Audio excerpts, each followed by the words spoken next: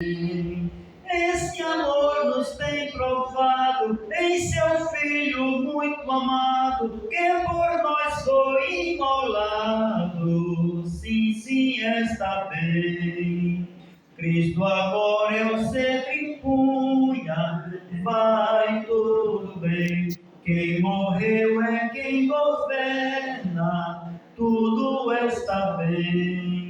Seu amor é imutável, seu poder inabalável, seu cuidado é incansável. Sim, sim, está bem.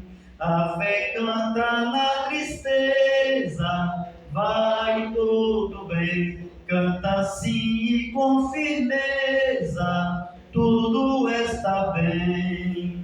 Pois se Deus é quem nos guia, eternamente nos vigia, com bondades noite e dia, sim, sim, está bem. Por caminhos escabrosos, vai tudo bem, ou por mares tormentoso, tudo está bem.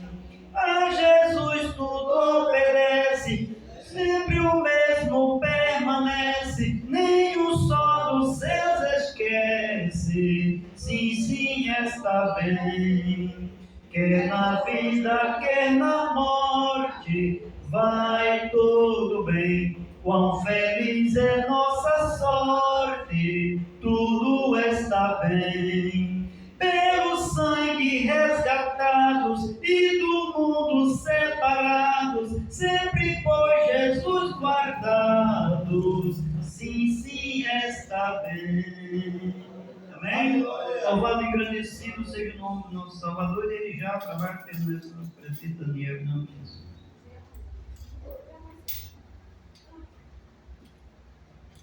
Meus queridos irmãos, eu só a todos com a paz do Senhor, como nos orienta no Senhor nesta noite, darmos prosseguimento à lição bíblica de hoje, de 23, que seria amanhã, né? De fevereiro de 2025, que é a oitava lição. Já estamos na oitava lição do primeiro trimestre de 2025. Eu estava dizendo em casa para a irmã Vivalda, falando sobre a lição bíblica, que esta lição aqui é praticamente a continuação das últimas duas que nós tratamos, né? Porque veja que nós falamos da natureza divina de Jesus, falamos também que o Filho é igual ao Pai, e falamos que Jesus era Deus. Então vem naquele seguimento da humanidade e da divindade de Jesus. Como tem algumas doutrinas, algumas seitas, alguma religião que tentam tirar o caráter ou a divindade de Jesus ou a natureza humana de Jesus. Se Jesus não é Deus, ele não pode salvar. Se ele não é homem, ele também não pode salvar.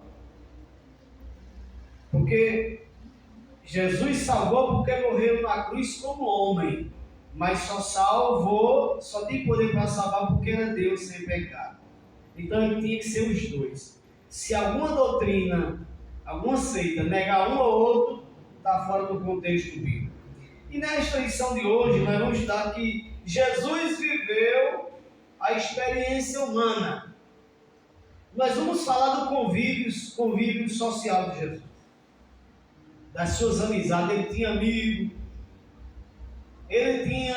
a Bíblia não diz, irmão, a Bíblia diz que Jesus um dia ficou bravo e pegou um chicote, deu uma chicotada lá na mesa, não bateu no povo, ele virou as mesas. Aí Jesus deu uma pisa no povo, não, ele não bateu, ele virou as mesas e batia com a zorraca, com o chicote na mesa, e o povo correu.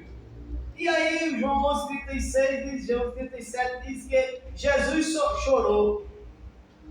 Mas não tem nenhuma passagem na Bíblia dizendo que Jesus sorriu, né? Mas sorriu. A Bíblia não diz, mas eu tenho certeza. Porque Jesus também tem o seu momento de alegria. Lá em João capítulo 2, João capítulo 2, Jesus estava alegre porque estava no casamento. O casamento era um lugar de alegria. Os judeus faziam uma alegria, uma festa muito grande. E Jesus estava nesta comemoração do casamento lá em João capítulo 2. E nós vamos ver nesta lição número 8 a experiência humana do Senhor Jesus. O textuário fala do chamado dele, o chamado que ele percorria toda a Galileia. Meus irmãos, olha, deixa eu dizer para vocês. Jesus percorria as cidades daquela época a pé. Jesus podia pregar, ele subia no monte, numa pedra, num lugar mais alto. Jesus ia para a beira da praia para aproveitar o vento, para o vento levar a voz dele mais adiante. Ele gostava muito de pregar na beira da praia, porque a maresia, o vento do mar, levava a voz dele mais adiante para mais pessoas ouvirem. Se Jesus viesse hoje, em pleno século XX, Jesus usaria o microfone. Jesus iria para a televisão? Iria e pregaria na televisão. São os meios de comunicações de hoje. Os meios de comunicação da época, Jesus usou os meios que ele tinha. Ele usou o que estava ao alcance dele, porque ele precisava pregar. Olha, ele andou de jumento. Se fosse hoje, Jesus pegaria um avião, não tinha nada. Andaria de avião. Ele não andou de jumento? O jumento era o transporte da época.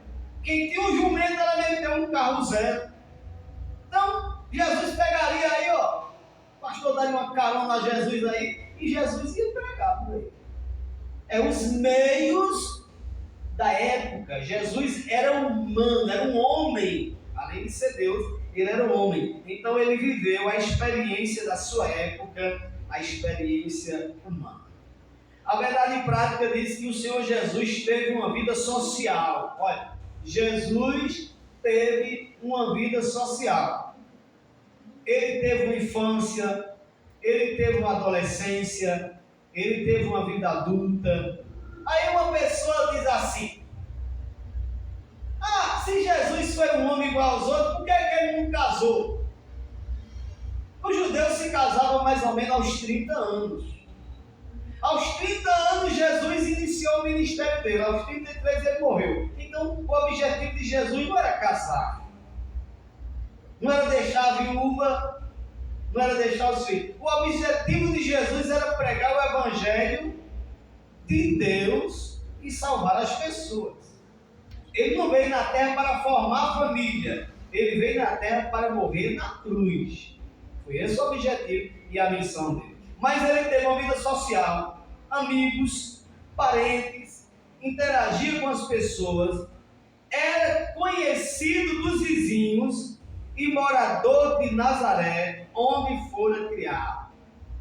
Tem pessoas que pensam que Jesus era um esquisitão. O esquisitão aqui da Bíblia era João Batista, viu? João Batista escrevia pelas cavernas, pelo deserto, comendo gafanhoto e bebendo mel. Não via para a sociedade. Era isoladão. Botava uma pele de animal cobrindo. E era tipo assim um forasteiro, tipo assim um eremita, afastado da sociedade. João Batista era assim.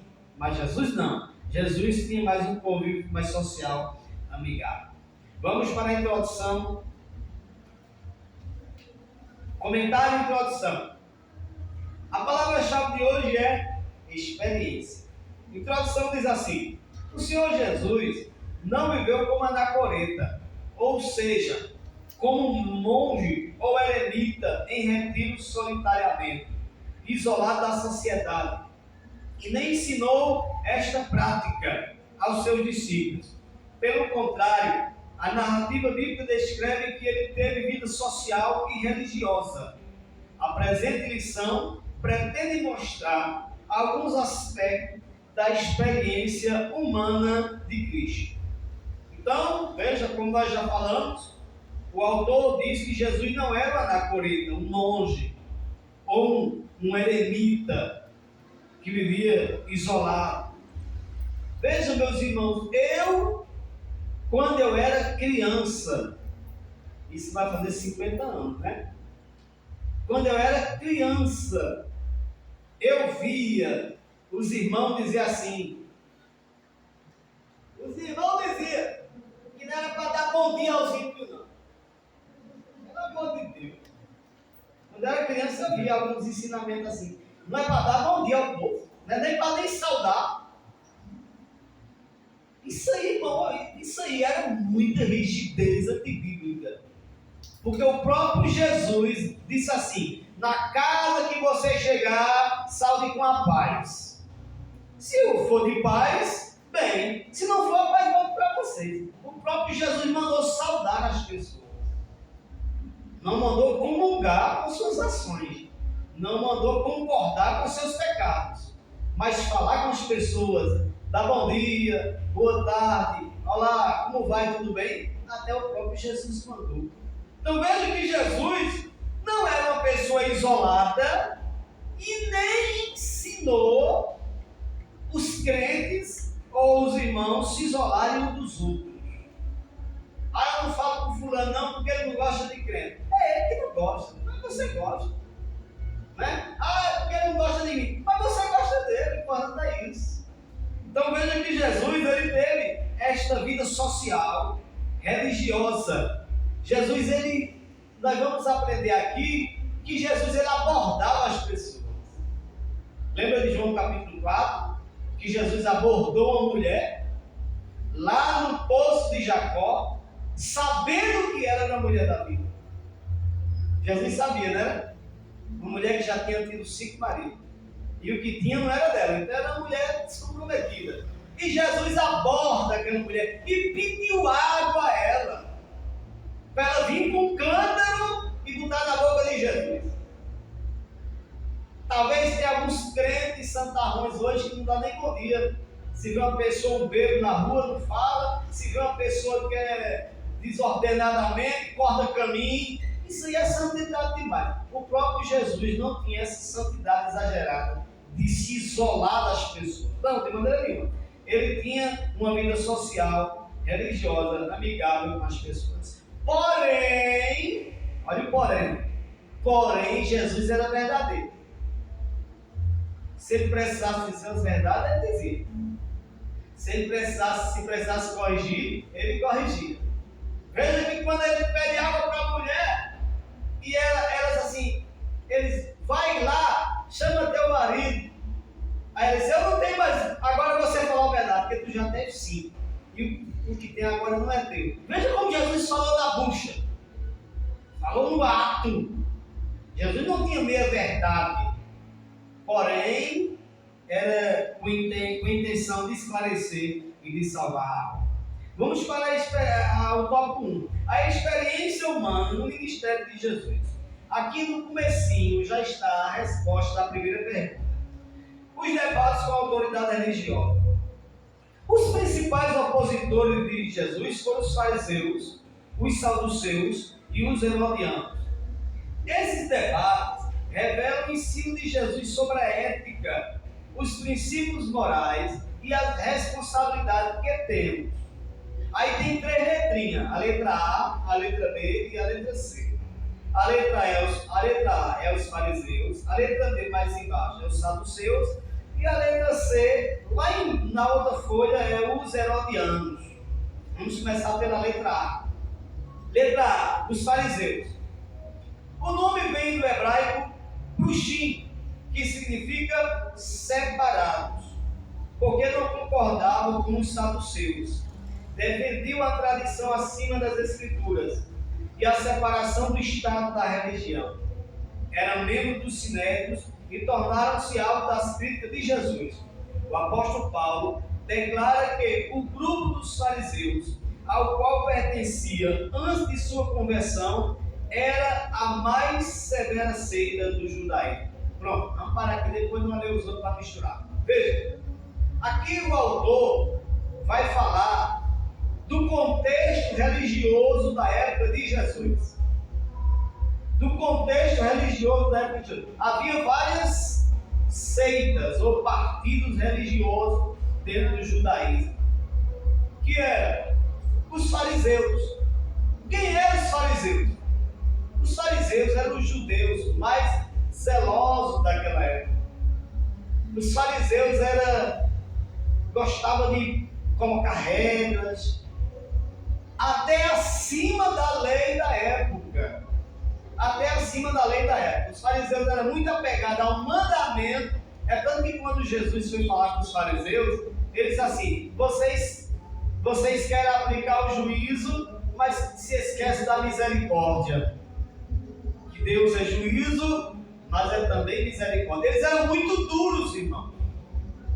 Eles eram muito duros mesmo, religiosos daqueles bem, como diz o pessoal, chamam perroxo, né? Bem perroxo mesmo, bem exigente mesmo. E Jesus teve alguns confrontos, Jesus teve alguns embates com ele. Nós vamos ver que o apóstolo Paulo, ele era fariseu. Antes de se converter, o apóstolo Paulo era fariseu. E ele tinha ordem dos fariseus para matar os crentes da época. Veja, a lei permitia ao sacrílego, ou aquele que pertencesse a essa religião, prender, depois de julgado, açoitar com vara. Mas o apóstolo Paulo não, Saulo na época, né? Saulo já mandava matar. De tão zeloso que ele era. Então essa era uma das religiões que havia na época de Jesus, que era os fariseus. O segundo grupo, os saduceus. Vamos ler os saduceus? O nome vem de Zadok, família que detinha o cargo de sumo sacerdote desde Salomão. Até pouco antes do surgimento desses grupos, era como os fariseus, uma facção dentro do judaísmo. Alegavam aceitar pelos 5 livros de Moisés o Pentateuco, com certa reserva, pois não acreditavam em anjos, espíritos e nem na ressurreição. E rejeitavam os demais livros do Antigo Testamento. Muitos deles eram sacerdotes e exerciam fortes influências no Sinédrio. Eram inimigos mortais de Jesus. Uniram-se aos fariseus, superando todos os obstáculos ideológicos, a fim de somar as forças e matarem a Jesus.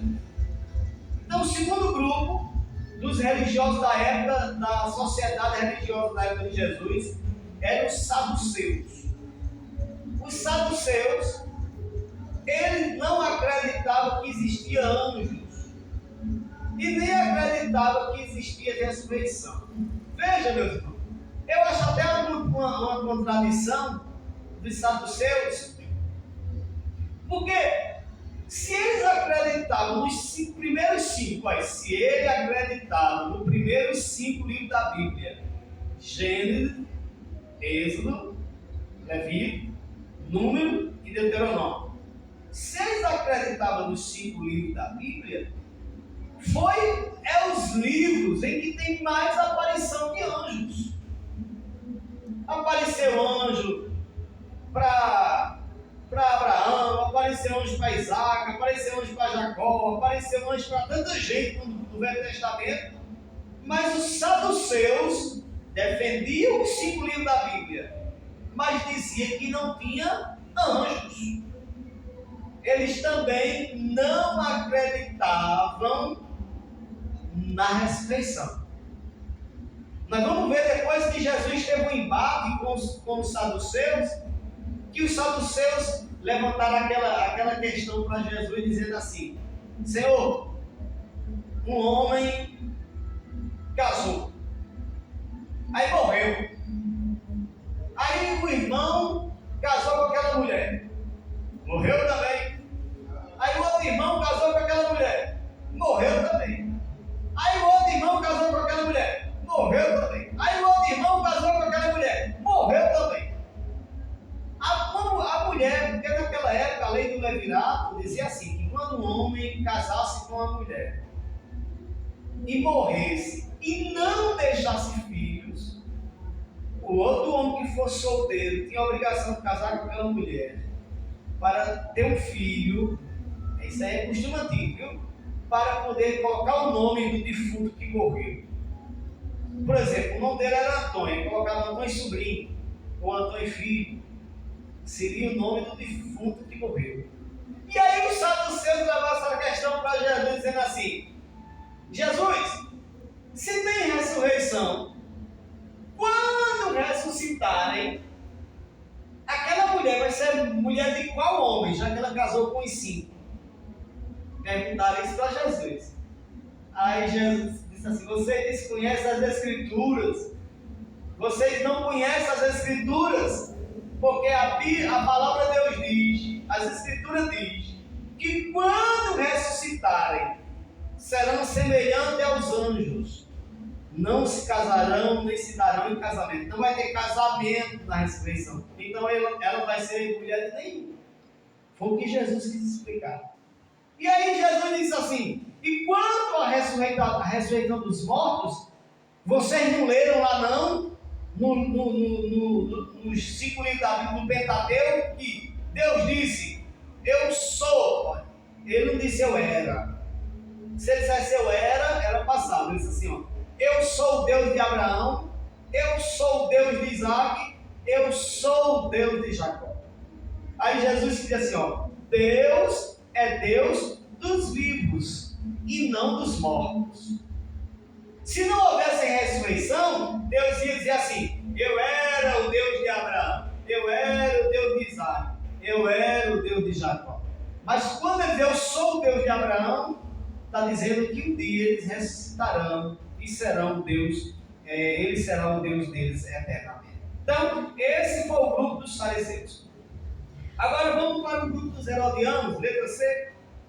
Os herodianos eram os apoiadores da dinastia de Herodes, uma espécie de marqueteiros, buscando convencer o povo para impedir um governo direto de Roma. Foram instituídos com interesse nacionalista e era a favor dos impostos. O discurso de Jesus também os incomodava. Formaram um conselho com os fariseus com o propósito de matar Jesus e assim livrar-se dele. Estava associado aos fariseus na questão do tributo. Essa é a terceira classe que Jesus enfrentou durante o seu ministério: os herodianos. Os herodianos era como se fosse representando Herodes. Herodes era judeu, ele era de linhagem judaica. Como Herodes, a vida de Herodes era desmantelada. Lembra que Herodes casou com Herodias, mulher do seu irmão Filipe, e que João Batista disse: não te é lícito possuir a mulher do teu irmão, porque ele ainda estava vivo. Se fosse uma viúva, podia, mas como o homem estava vivo, não podia. E aí, meus irmãos, Herodes, ele criou o seu próprio grupo, já que ele não podia fazer parte dos fariseus. Os fariseus rejeitavam Herodes. Já que ele não podia fazer parte dos saduceus, porque os saduceus rejeitavam Herodes. Então, o que foi que ele fez? Ele criou o próprio grupo dele. Vamos dizer assim, ele criou seu próprio ministério. Ele criou seu próprio grupo para fazer a propaganda, para defender os interesses de Herodes. Por isso que chamavam os herodianos. Eram como certos mensageiros, certos representantes que representavam o reinado de Herodes. Então, olha só, esses 3 grupos faziam oposição direta a Jesus: os fariseus, os saduceus e os herodianos. Agora vamos para o 2 do 1. A vida social e religiosa de Jesus. O mestre participava de uma vida social intensa. A escolha de seus discípulos como Filipe, André, Pedro e Natanael aconteceu no ambiente entre amigos. Os 2 primeiros capítulos de Lucas apresentam o começo muito humano de Cristo, apresentando amigos, vizinhos, parentes, como Zacarias, Isabel, que eram seus filhos, né? Os filhos de Zebedeu, João e Tiago eram primos de Jesus. Zebedeu era um pescador da Galileia e marido de Salomé, irmã de Maria, mãe de Jesus. Lucas descreve o desenvolvimento físico e mental de Jesus, que crescia em estatura e em sabedoria. Ele interagia com as pessoas independentemente de sua condição social e espiritual. Publicanos e pecadores, fariseus e a mulher pecadora e a mulher samaritana. Vejam, meus irmãos, aqui esse tópicozinho fala sobre a vida social de Jesus, que Jesus tinha seus tios. Vemos aqui que Tiago e João, o apóstolo Tiago e o apóstolo João, eram primos legítimos de Jesus. Salomé era tia de Jesus e mãe de Tiago e João. E vemos que, se nós formos olharmos para a profissão de Jesus, irmão, a profissão de Jesus era carpinteiro. Ele era filho do carpinteiro, mas quando José morreu, quando o pai morria, o filho mais velho assumia a casa. Era obrigação do filho mais velho assumir a casa. A Bíblia não fala que idade José morreu. Vocês percebem que, mais ou menos com 12 anos, se fala em José, que eles vieram para a festa na Páscoa e quando eles tornaram, não acharam Jesus. E aí, meus irmãos, aí a Bíblia não fala mais em José. Por que a Bíblia não fala mais de José? Porque José morreu. Acredita-se que depois dos 12 anos para frente, um pouquinho mais depois, José morreu.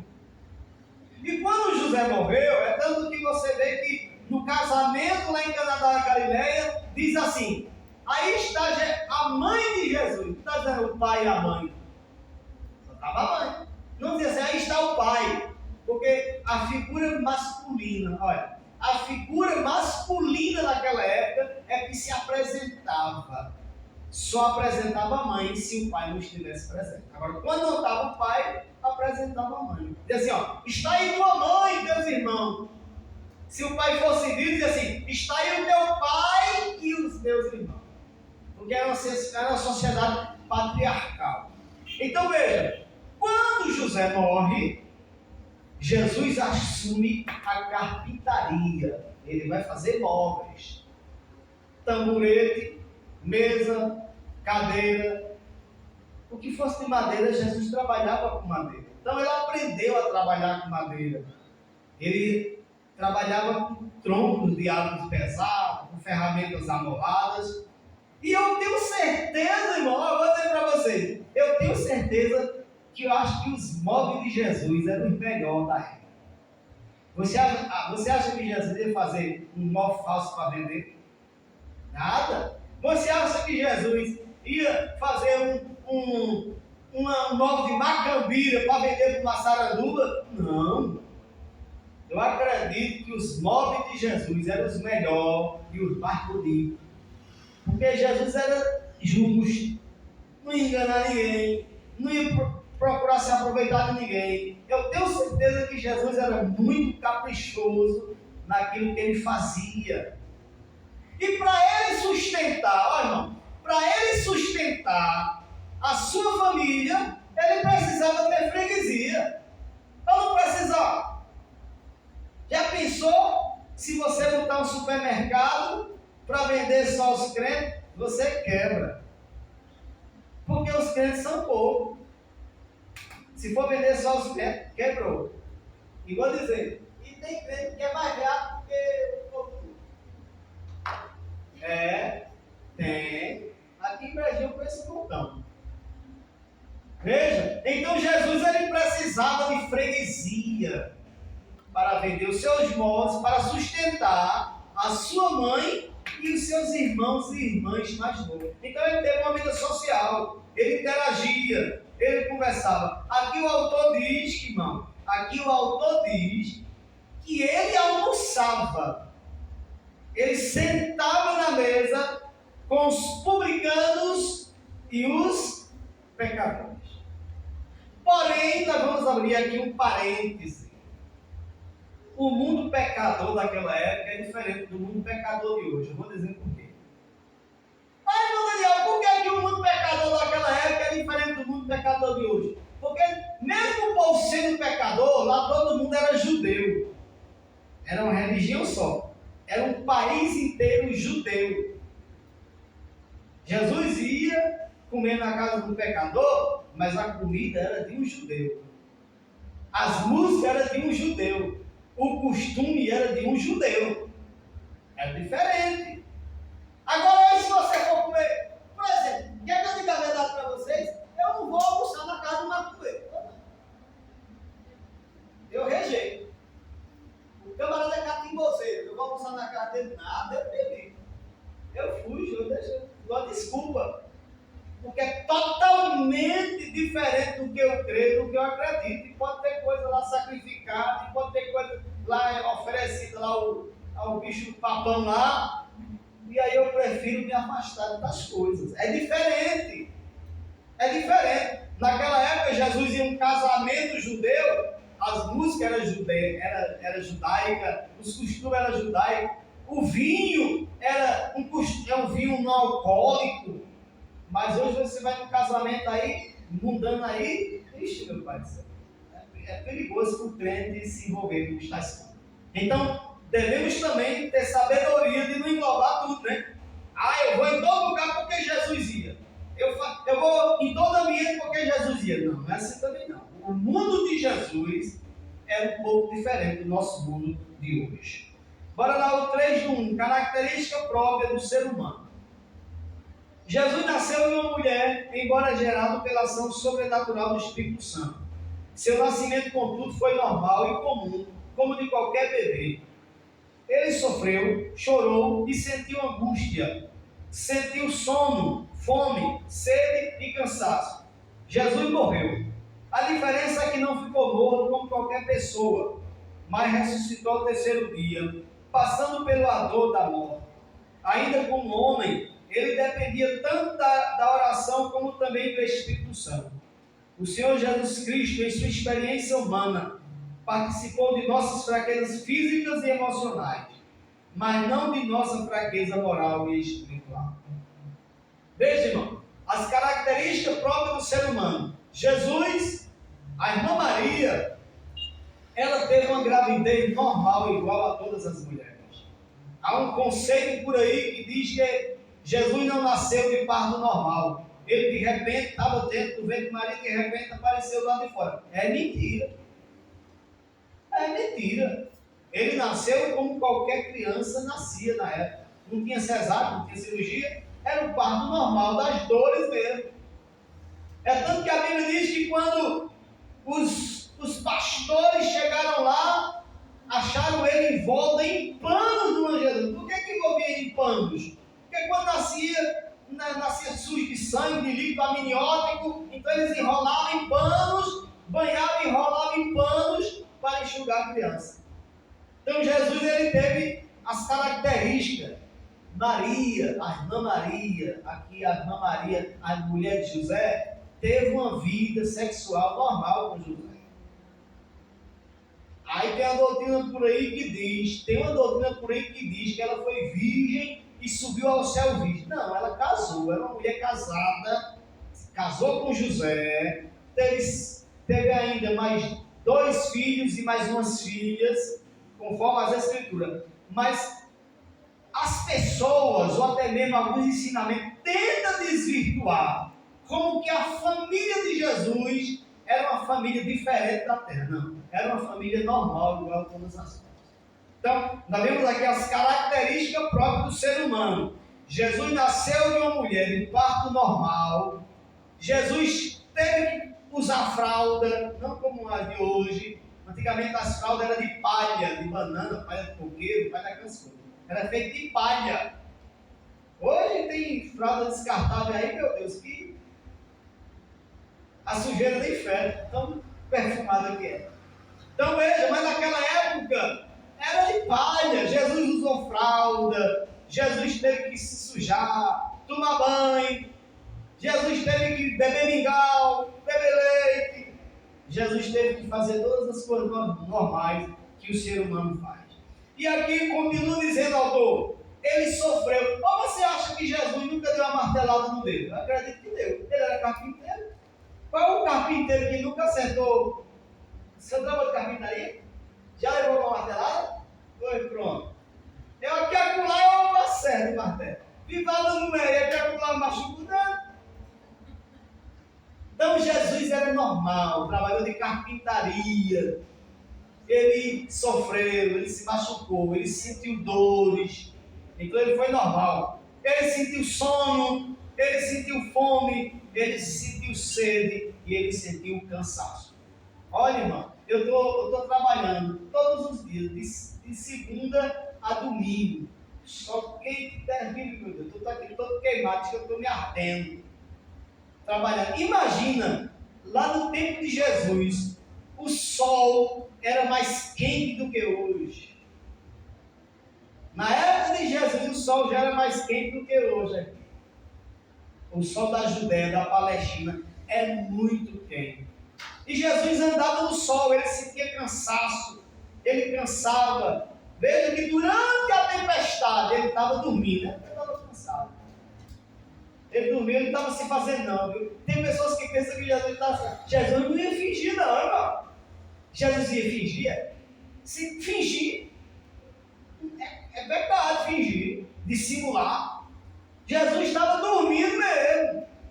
É tanto que foi preciso acordar ele. Por quê? Porque ele estava cansado e com fome. Bem, vamos para o tópico 2, senão o tempo não dá. Agora nós vamos ver as heresias que negam a humanidade de Jesus. Nós falamos aqui da família de Jesus, do grupo social de Jesus, do grupo religioso da época de Jesus. Falamos dos tios de Jesus, falamos dos primos de Jesus, falamos da profissão de Jesus, falamos das características humanas de Jesus. Agora nós vamos falar daqueles que negam a humanidade de Jesus. Heresias que negam a humanidade de Jesus. Apolinarismo. Apolinário foi bispo de Laodiceia.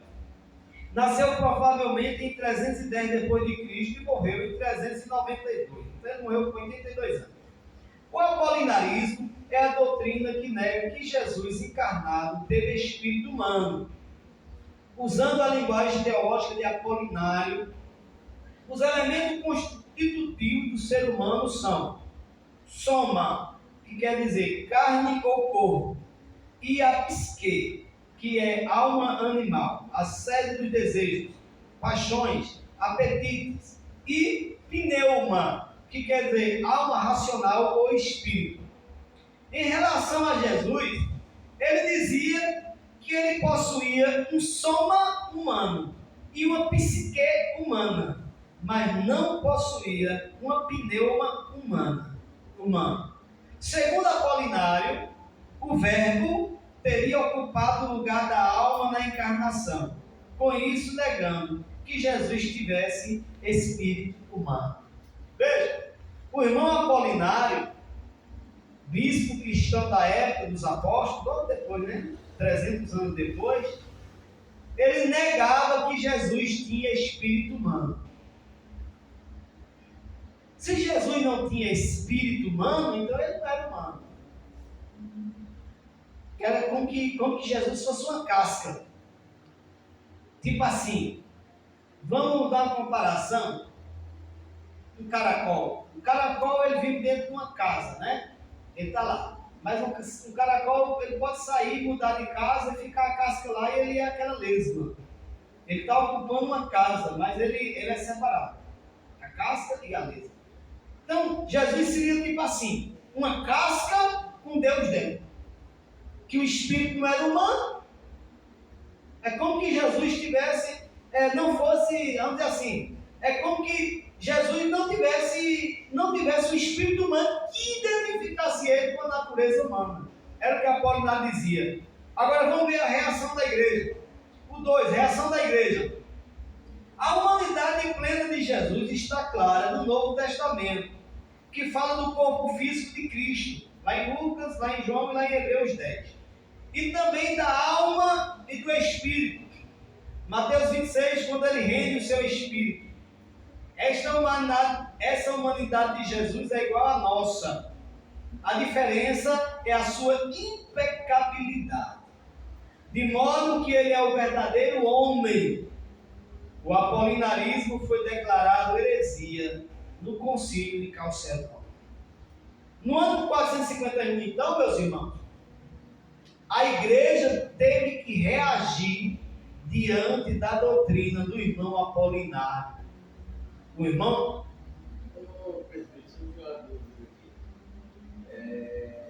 Jesus ele foi embora até os 30 anos antes de começar o ministério dele. Seria isso? Repita, por favor. Jesus foi humano até os 30 anos quando começou o ministério dele. Ele foi humano até ressuscitar. Agora ele é um Deus glorificado. Tem a natureza humana, mas ele não é humano, mas de carne e osso igual a nós. Porque agora ele recebeu todo o poder, ele recebeu o corpo glorificado. Mas Jesus foi humano enquanto viveu na terra. Ele era humano até os 30. Não. E... Ele foi humano até morrer. Porque, veja, ele não deixou de ser humano em nenhum momento. Ele ainda é homem glorificado. Porque, como ele ressuscitou, ele ressuscitou em glória. O apóstolo Paulo disse que um dia, quando ressuscitarmos, teremos um corpo glorioso, semelhante ao de Cristo. Então, Jesus ele foi homem até ele morrer na cruz. Ele morreu como homem, Deus sendo homem. Agora, quando ele ressuscitou, ele já não é homem mais igual a eu. Porque eu tenho um corpo de carne que adoece, que enfraquece, que morre. Ele não tem um corpo de carne mais igual ao meu. Agora é um corpo glorificado. Ele recebeu todo o poder, toda a glória. Então agora é diferente. Ele é diferente agora, o corpo de Jesus. Mas ele era humano até morrer na cruz do Calvário. Obrigado, era só para tirar. Amém. Veja só. Então a igreja teve que reagir, irmão. Olha, a igreja precisa sempre reagir quando ouvir uma doutrina errada. O pastor da igreja, o ministério, a liderança, a presidência, tem que ter uma reação diante das coisas erradas. O crente em particular, você precisa ter uma reação diante das coisas erradas. Tem coisa que é para chorar, a gente está sorrindo. E tem coisa que é para sorrir, a gente fica chorando. Não, a Bíblia diz, chorar é com que chora. E se alegrar é com que se alegra. Veja, tem que ter um contexto e tem que ter vamos dizer assim, tem que ter uma relação, tem que ter uma lógica nas coisas. Aqui a gente vê que a igreja teve que reagir diante do ensinamento do irmão Apolinário. Ele negava a completude da humanização de Jesus. Ele dizia que Jesus era homem, mas o seu espírito não era humano. Então ele não era completamente homem, nem completamente Deus. Vamos lá para o monotelismo. O 3:2. O que é o monotelismo diz? É a doutrina cristológica do patriarca Sérgio de Constantinopla, que ensinava a haver em Cristo uma só vontade. Essa é a resposta da terceira pergunta. O termo vem de duas palavras gregas, monos, único, e telesma, vontade e desejo. Era uma tentativa de conciliar a teologia monofisita com o credo de Calcedônia, que reafirmava as duas naturezas intactas, separadas e inconfundíveis em uma só pessoa, em Jesus. O terceiro concílio de Constantinopla, em 681, considerou o monotelismo heresia. Reconhecemos as vontades de Cristo. É evidente que as ações de Cristo, como caminhar, comer, beber, interagir com as pessoas, são puramente humanas, mas são produzidas pela natureza humana sob a direção divina. Ao perdoar pecados, era a manifestação da vontade de Cristo na natureza divina. Sofrônio, olha o nome bonito aí, Sofrônio, patriarca de Jerusalém, em 633, refutou o monoteísmo dizendo que existe em Jesus duas vontades, sendo a humana submissa à divina. Veja, meus irmãos, o que é que o irmão Sérgio, o patriarca Sérgio, disse? Que Jesus só tinha uma vontade. Ele era humano e ele era divino. Existiam as vontades humana e divina, mas ele só tinha uma vontade, que era a vontade divina. O que ele quis dizer com isso, irmão? Ele quis dizer com isso que Jesus foi obrigado a fazer o que fez. Que Jesus não tinha escolha para fazer o que fez. Isso aí é errado, segundo as Escrituras. Jesus não era um robô. Um robô não tem vontade. Um robô obedece comando, né? Um boneco. Não tem aquele boneco, aquele marionete? Jesus não era uma marionete nas mãos de Deus. Ele se propôs. A Bíblia diz que ele se submeteu. Ele aceitou. Ele aceitou beber um cálice. Ele se submeteu à vontade divina. Mas Jesus tinha a vontade dele. E Jesus revela a vontade própria dele quando lá no jardim de Getsêmani ele suou gota de sangue e ele disse assim para Deus: Deus, se possível, passa de mim esse cálice. Veja que ele tinha vontade, ele não queria de si mesmo, vamos dizer assim, da natureza humana dele. Se ele pudesse ter outra forma de fazer aquilo, ele faria. Mas ele havia concordado com Deus. Ele havia assumido a missão de vir ao mundo, de enfrentar o pecado, de enfrentar a morte, de enfrentar o inferno, de enfrentar Satanás para salvar a humanidade.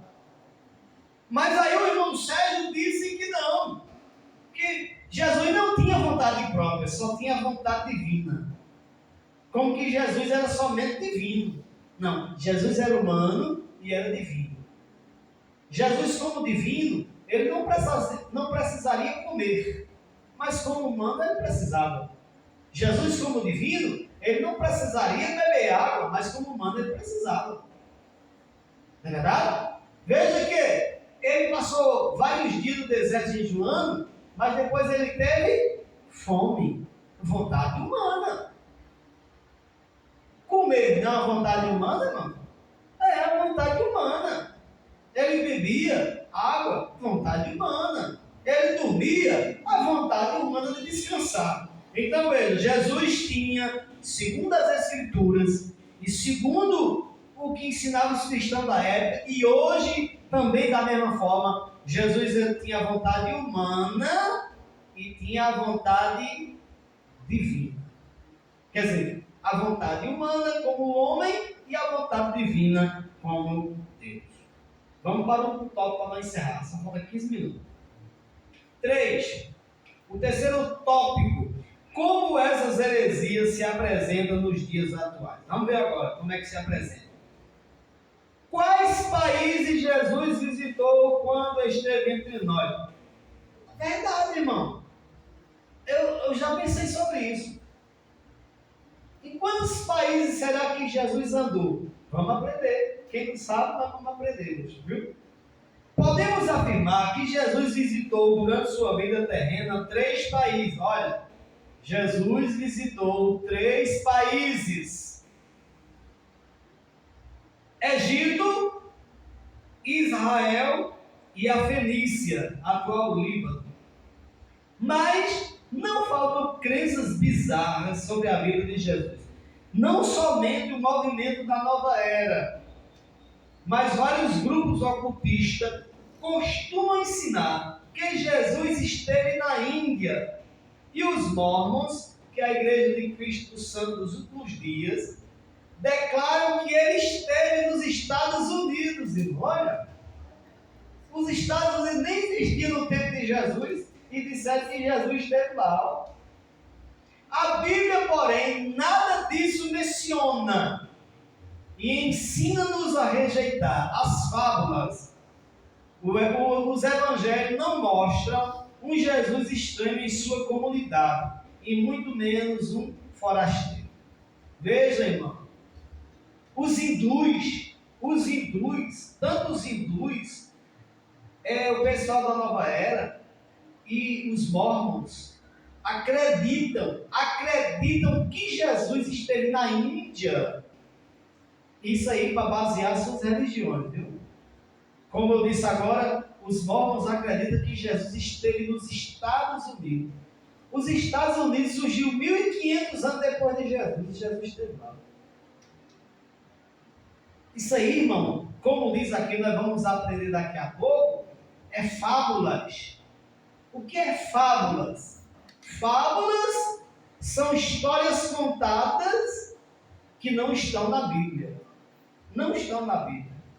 Vocês já viram aí, tem um bocado de história aí que eles inventam de Jesus e Pedro, né?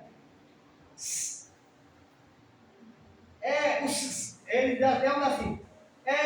Jesus ia com São Pedro e não sei o que, inventa umas histórias de uma jumenta, e uma história de umas pedras, e de umas cobras. Isso aí são fábulas, irmão. Fábulas. Agora eu pergunto, a Bíblia diz que Jesus esteve no Egito, por quê? Por que Jesus esteve no Egito? Porque ele foi levado para lá criança, mais Maria e mais José. Quando Herodes tentou matar as crianças, matou as crianças, a Bíblia diz que Maria e José fugiram com Jesus para o Egito. Criança. Depois eles tornaram.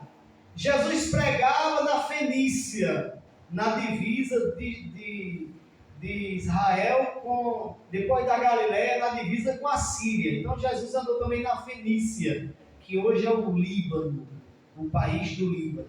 Esses 3 países aí a gente pode afirmar pela Bíblia. Agora, será que Jesus andou em outro país?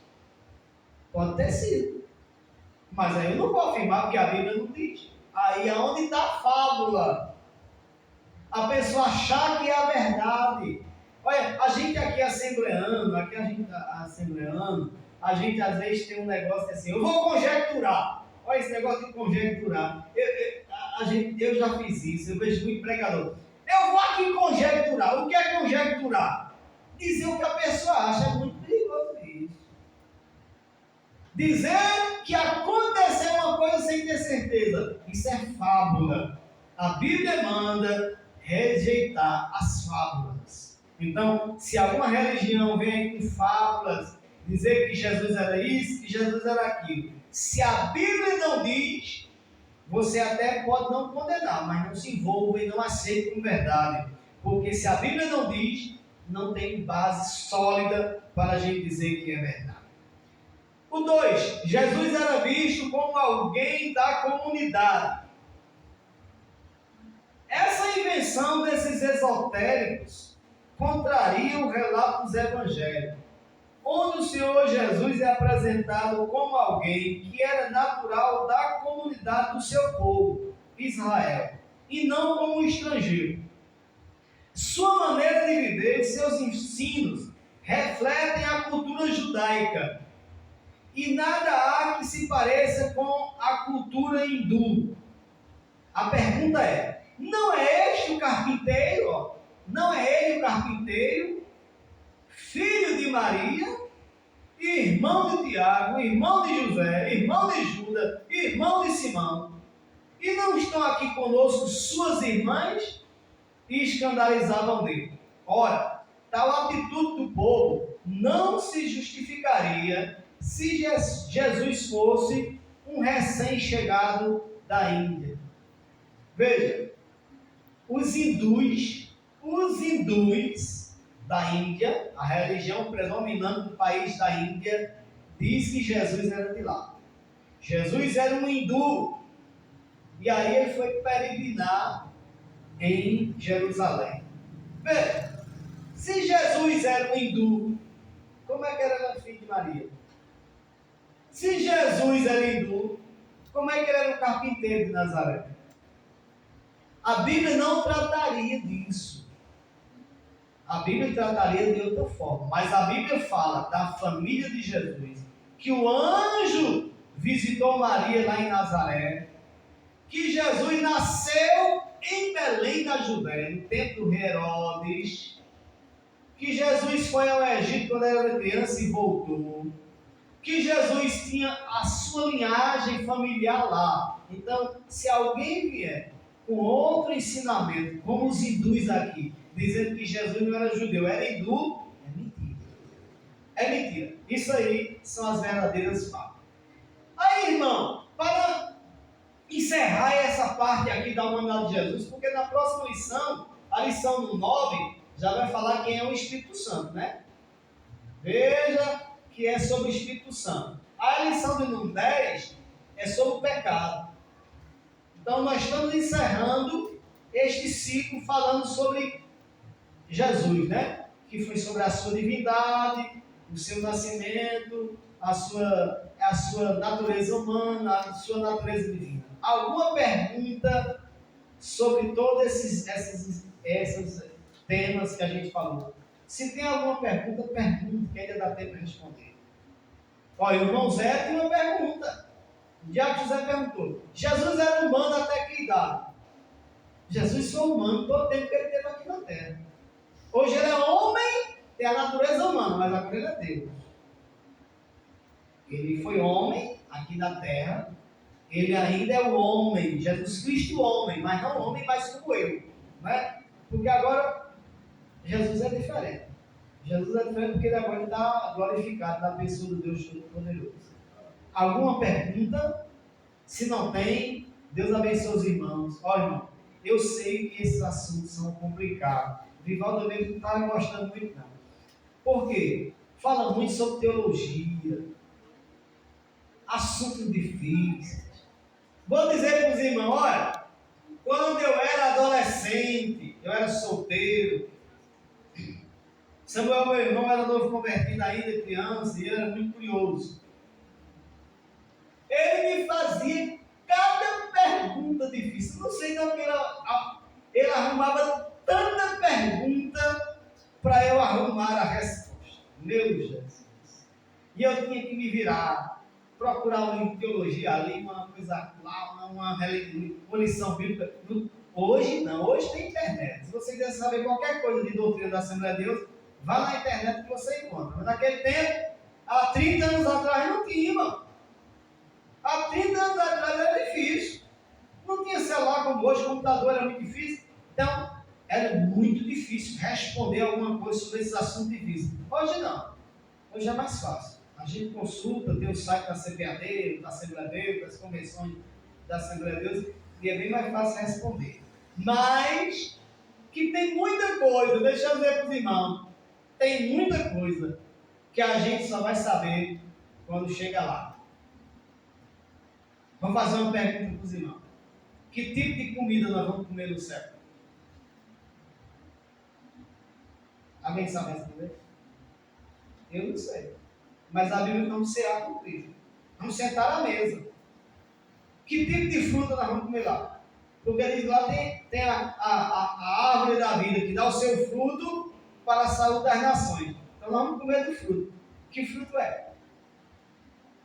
Não sabe.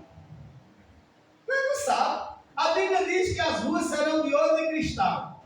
E aí, a gente não escorregar se é de ouro e cristal, e isso embaixo. A pessoa sabe que vai ser um alimento celestial, né? É. Peraí, mas se é celestial, por que nós vamos sentar na mesa e Jesus disse, olha, Jesus na Santa Ceia disse assim, olha, tomai deste vinho, porque eu não beberei mais dele, até o dia que eu bebo de novo lá no reino do meu Pai. Mas pode ser também que seja um alimento celestial. Mas Jesus estava falando... uma palavra de Deus ali usando. Ô, irmão Zé, Jesus estava falando do cálice que estava na mão dele, deste vinho. Tomai deste vinho, porque eu não beberei mais dele, até o dia que beba de novo. Estava falando que repetir. Então, isso é uma coisa que a gente não sabe explicar. Que tipo de vinho é? Que tipo de medida? Porque a Bíblia diz que nós cearemos na mesa com Abraão, Isaac e Jacó. Lá vai ver um rio, a Bíblia diz que vai ter um rio com muita fruta, com muito peixe. E aí, como é que vai ser isso aí? Aí eu não sei. Só quando chegar lá. Pronto. É aí, irmão, que está o perigo das fábulas. As pessoas querem preencher aquilo que nós não sabemos. Aquilo que a gente tem que esperar para quando chega lá. E aí que está o perigo. É onde nascem muitas seitas, muitas heresias e muita bobagem. Porque as pessoas querem interpretar o que está lá no céu. A gente às vezes não conhece nem o que está aqui, imagina o que está lá. Então, muitas coisas da Bíblia não têm resposta. Ainda. Veja que a Bíblia diz que Jesus, quando estava na terra, ele estava falando da vida do Filho do Homem. Aí ele disse: aquele dia e nem hora, aquele dia e hora, ninguém sabe, senão o Pai que está no céu, nem os anjos sabem. Jesus era Deus e ele não sabia o dia da vinda dele. Por quê? Ele estava na posição de homem. Depois que ele ressuscitou, ele ficou sabendo. Ele só não quer contar. Ele não conta não, viu? Não pode orar. Ora, peça a Jesus para ele dizer o dia da vida dele, para ver se ele diz. Não diz para ninguém. Isso é um segredo de Deus e Jesus. Deus não sabe. Mas Jesus, quando estava aqui na terra, ele não sabia. E aí tem homem que quer saber o que está no céu. Olha, irmão, Deus me perdoe. Mas tem uma revelação por aí que se tiver dentro da Bíblia, eu acredito. Agora, é porque eu sonhei que lá no céu é assim. Quando eu chegar lá, eu sei se é verdade ou não. Deus abençoe os irmãos em nome de Jesus.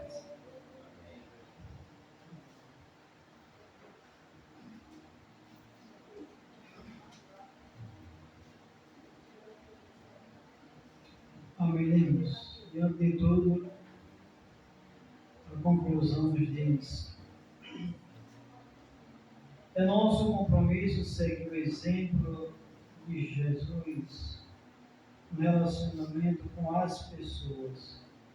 É importante que nunca nos esqueçamos os pontos essenciais da presente lição sobre a verdade e identidade do Senhor Jesus. Ele é o Deus verdadeiro em toda a sua plenitude, igual ao Pai.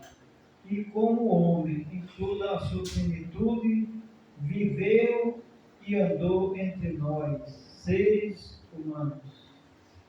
Vamos às perguntas. Irmãos, respondem em nome de Jesus. Primeira pergunta: quais os principais opositores de Jesus com quem ele debatia?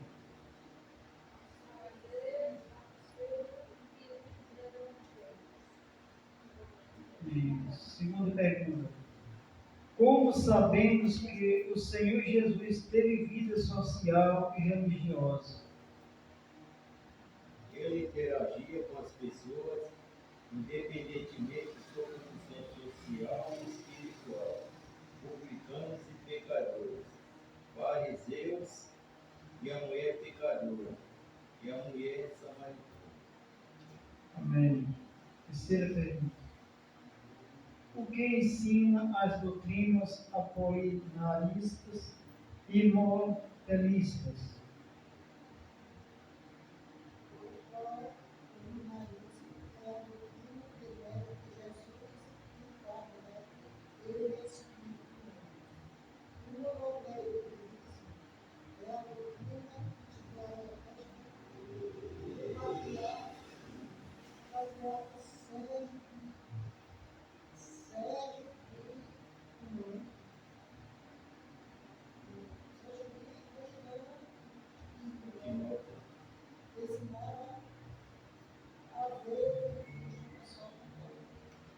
Amém. Quarta pergunta: quais concílios declaram heresias, o apolinarismo e o monoteísmo?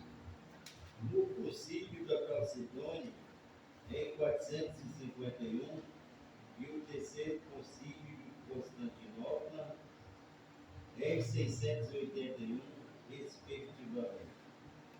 Amém. Quinta e última pergunta: Como os evangelhos apresentam Jesus? Os evangelhos não mostram um Jesus estranho em sua comunidade e muito menos um forasteiro. Amém. Amém. Convido a igreja para cá em pé. E digam comigo textuais. E percorria Jesus toda a Galileia, E percorria Jesus toda a Galileia, ensinando nas suas sinagogas ensinando nas suas sinagogas e pregando o evangelho do reino e pregando o evangelho do reino e curando todas as enfermidades e moléstias entre o povo. e curando todas as enfermidades e moléstias entre o povo. Mateus capítulo 4, versículo 23. Mateus capítulo 4, versículo 23. Amém. Mas irmãos, amanhã nós não estaremos evangelizando, pois amanhã um compromisso da reunião da associação e eu não posso estar amanhã. Amém? Oração final está com o nosso pastor em nome de Jesus.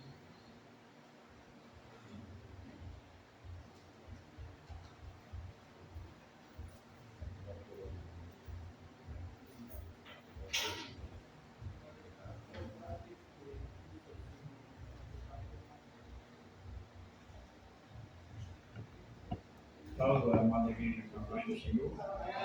Quantos precisam de oração? Fique na minha casa, orando, Senhor Deus, Pai, pela tua misericórdia, pela tua bondade, continua nos abençoando, nos ajudando. A tua igreja que nesta noite estamos reunidos. Abençoa, Pai, aqueles que não puderam chegar até aqui por motivo de enfermidade. Salve, abençoa todos e nos ajuda. Nós te pedimos em nome de Jesus. Amém. Vai, Senhor.